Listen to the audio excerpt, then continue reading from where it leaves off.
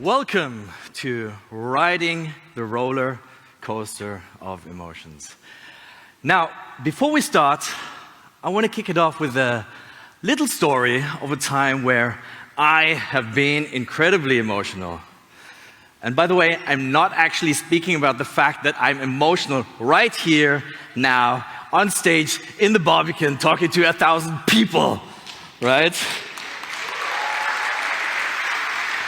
No, that's a story for a different time. So, once upon a time, there was a deadline. And the deadline was coming up in 2 hours. So, I imagine everyone was going to hit it. It was actually a hard deadline. It looked like everything was going to go well. But one of my people messaged me saying like, Gab, I'm sorry, but I'm not going to make it, right?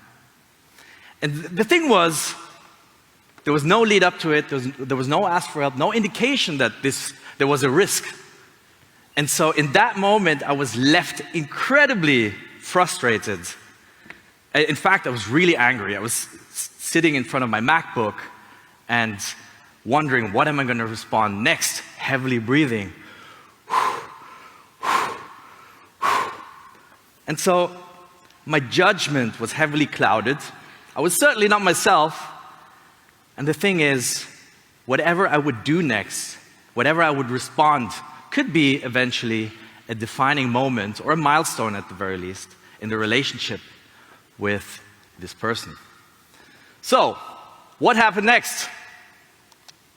To be continued. Don't we love all a great cliffhanger? So please hang on to this thought. I will circle back to this a bit later, but I think now that I've got everyone's attention, I can take it maybe a step back for a second to introduce myself at the very least. So, my name is Gabriel Michaels. I am Director of Engineering at Choco. And what we do is we try to help the food industry to transition into more sustainable food systems, right? So we help restaurants and their vendors run their operations, specifically order operations, more efficiently so that we can help reduce food waste in the world. So, I love this company, I love the mission. Choco.com is the place to be if you want to know more. So, that's it with the commercial break. But let's take it a bit back to more emotional situations, right? So, I want us to be able to relate to other situations, right? And luckily enough, yesterday in some of the presentations, we had some references to situations that can be fairly emotional. Right? If we think about Lisa's talk yesterday, being on call, if you get a call in the middle of the night, I can guarantee you there's some sort of emotions going through your mind in that moment. Or if we think of Colin's talk yesterday about the release of Cyberpunk, right? A whole different set of emotions. And it can sometimes also be something different, like a team member unexpectedly quits and you need this person. Or simply dealing with a difficult coworker and being uncomfortable with it, right? So, hopefully everyone can relate now, but why is it important to talk about emotions, right? And we've heard it now earlier from Mary, and like also from yesterday, the word came up as well, emotional intelligence, right? Emotional intelligence and leadership. And yes, we can work on it. And I don't want to go too much into detail here, but I want to use this as a reminder for ourselves why it's important, right? So, for one, it fosters a positive and inclusive work environment.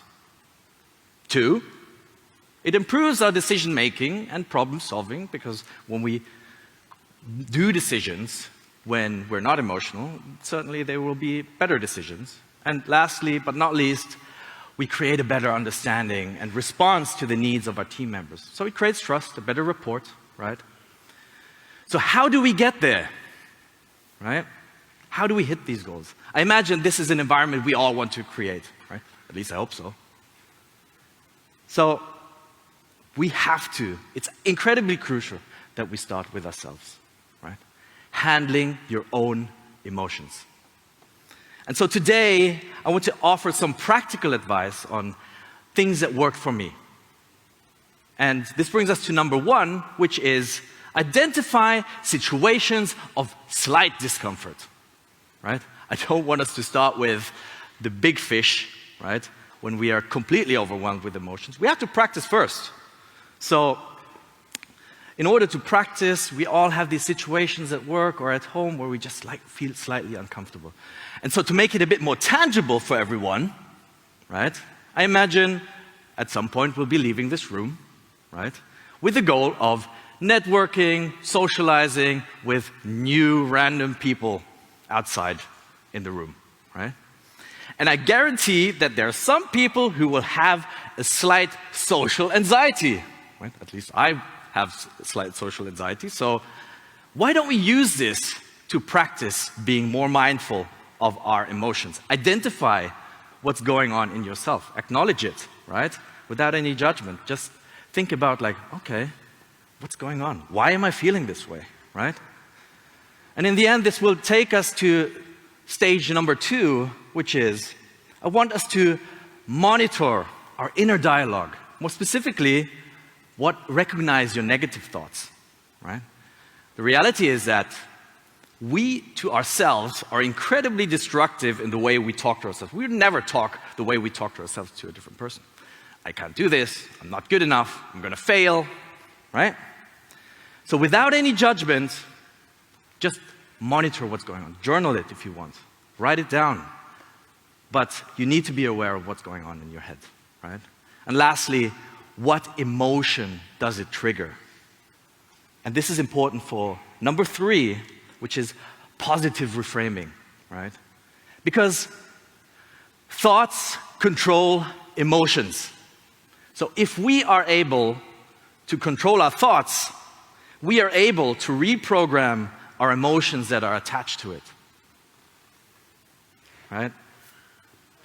So for example, when we say, oh, I can't do this, why don't we take something simple like an if-then to make it a bit more positive? If I run into a challenge, I will ask this person for help. Way less destructive, right? Or let's take the networking example again. We go out there, what might we be thinking? We'll say like, oh, maybe I'll embarrass myself, maybe the person doesn't like me, right? Let's take a what-if statement here. What if this person is going to lead me to my next big lifetime opportunity, right? That's a whole different ballgame, a lot more positive, right, in terms of mindset. Actually, in fact, I just did it like in front of the stage, just working on myself as well. So practice this, right?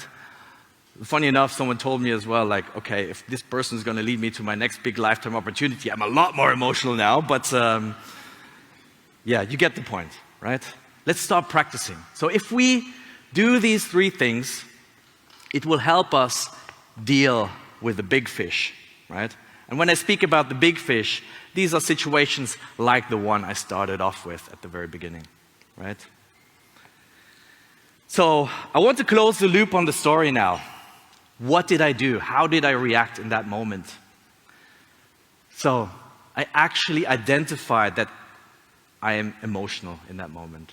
And I communicated it. I realized, okay, I'm not myself, so I was open about it. And I said, hey, I don't think it's a great idea if I continue this conversation now because I'm emotional. Let's circle back a bit later, right? So seek the calm resolution of the conflict. That's in the end what we did. We circled back later. We sought the conclusion, talked about it. And in the end, maybe it's like saved the relationship to a certain degree, right? So keep calm. Don't react, because I can guarantee you, if you react emotionally, there's nothing good coming out of the situation, right? So keep calm, carry on, right? So just to recap, identify and reflect on your emotions in situations of slight discomfort. Recognize your thoughts, monitor your inner dialogue without any judgment, maybe start journaling, and reframe those thoughts into more positive ones, right? Practice thinking about like, okay, this is what I'm thinking, but what should I be really thinking, right? And lastly, when you run into those situations where you get triggered, keep your calm, don't react when you're triggered, right?